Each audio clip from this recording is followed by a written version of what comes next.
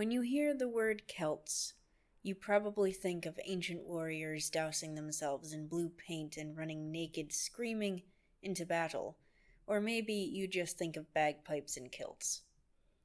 I can guarantee most of you don't think about them meeting Alexander the Great. Today we'll be briefly covering a larger period of history, over 1,000 years in fact, as we'll be starting with the backstory rather than jumping right in. The people we refer to as the Celts were called Keltoi by the ancient Greeks and Celti by the Romans. It's mainly through these groups that we get our information about the Celts, alongside archaeological evidence. The Celts themselves ranged from the Balkans through Germany to France and the coast of England. By now, you may be wondering how one group of people could cover such a massive land and not be called an empire. That's because they were not one group. The people we're referring to as Celts were all different tribes and kingdoms, but since the time of ancient historians, they have been lumped together as one civilization or culture. For the purposes of this video, I'll be doing much the same, meaning large brush strokes rather than going into any one tribe or each of them in detail. I'll also be focusing on the groups in the Rhine-Danube area and the Western Mediterranean area.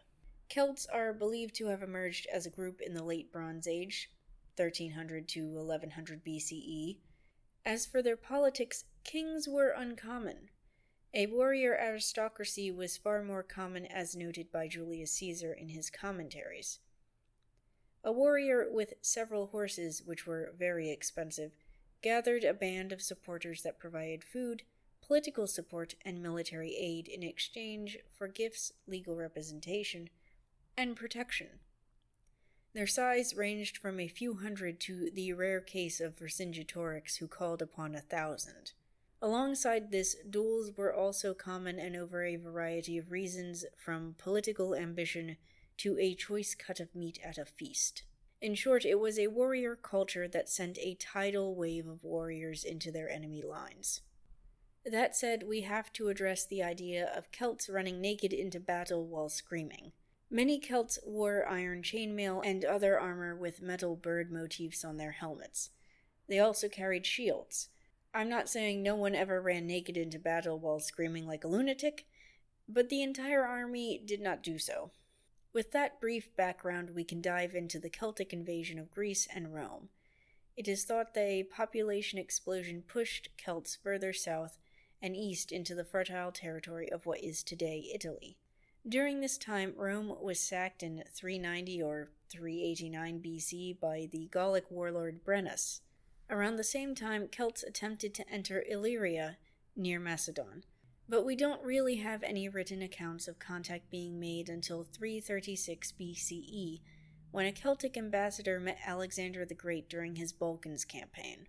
They would later meet again in Alexander's court in Babylon in 1323.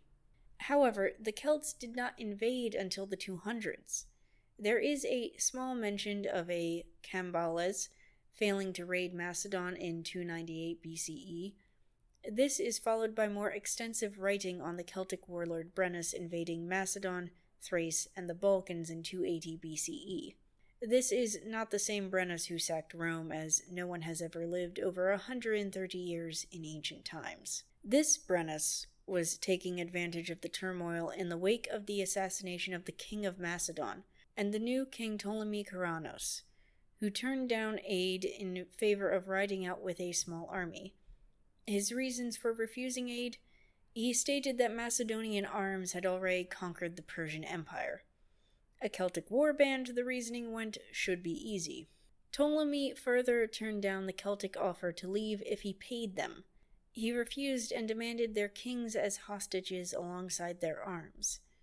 It is possible that as he had murdered his way recently to the throne, that Ptolemy believed paying tribute to barbarians would topple his throne.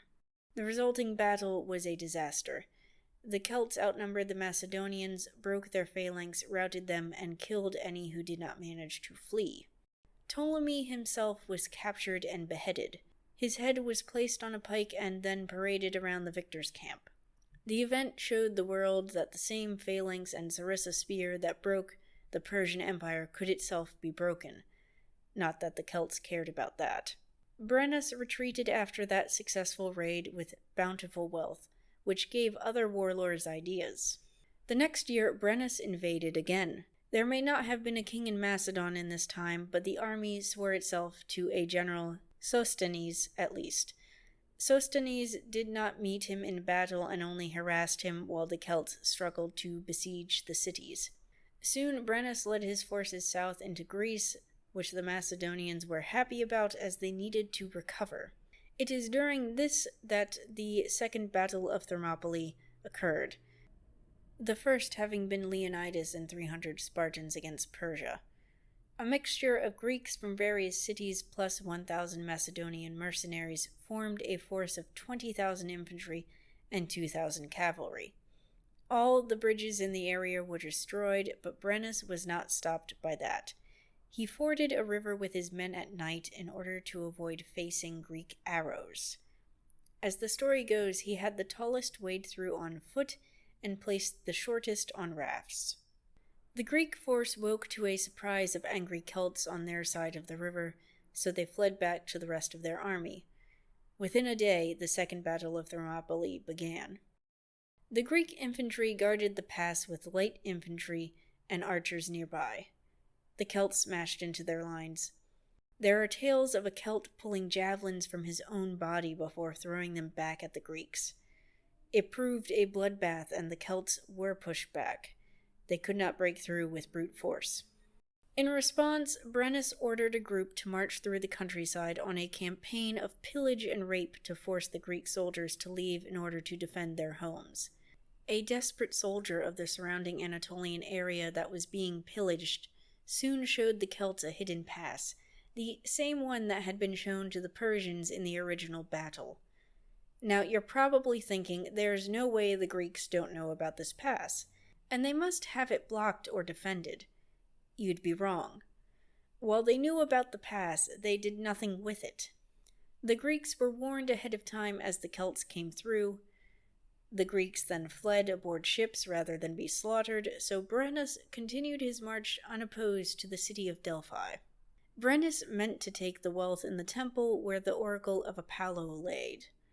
The Greeks believed that divine wrath was on their side in this scenario, as the Celts were beset by freak weather, lightning, snow, and earthquakes. Rock slides wounded several, and the Greeks used the mountainous terrain to harass them. Brennus himself was wounded in one raid and had to be carried from the field. The unity of the war band disintegrated. The baggage train was lost, and several Celts attacked each other in the mistaken belief that Greeks had invaded their camp. Delirious from blood loss, Brennus saw the end coming alongside the severe loss of opinion of the other warlords back home in response to his defeat. Rather than be captured, he ended his life himself, though accounts differ between drinking himself to death and shoving a dagger into his own chest. The war band completely broke after that, though historians debate whether Delphi was sacked or if the Greeks did win here.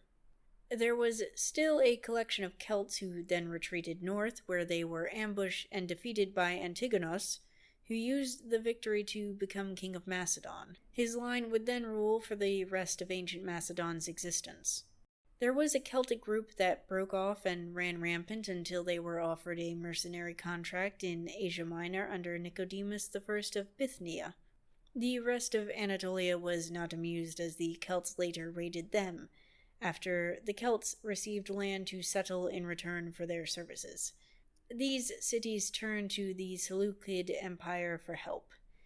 In 275 BCE, Emperor Antiochus I defeated these remaining Celts in the Battle of the Elephants. The name comes from the war elephants involved, but we don't have many good accounts of the battle. One comes from the Roman writer Lucian, known for comedies, for instance. Historians are uncertain why Antiochus settled the Celtic survivors in Galatia in central Anatolia, but their descendants served as mercenaries for centuries afterwards. The invasion and raids of this period changed much of the political landscape of this section of the Hellenistic period. It caused unifications and new tensions. It allowed the assertion of the Antigonid line in Macedon and Seleucid power in Anatolia. They further opened the doors for the future Galatians to play a role in those politics. Thanks for watching. If you liked the video, leave a comment or a like. If you want more, you can check out the other videos on the channel, as there's always more history.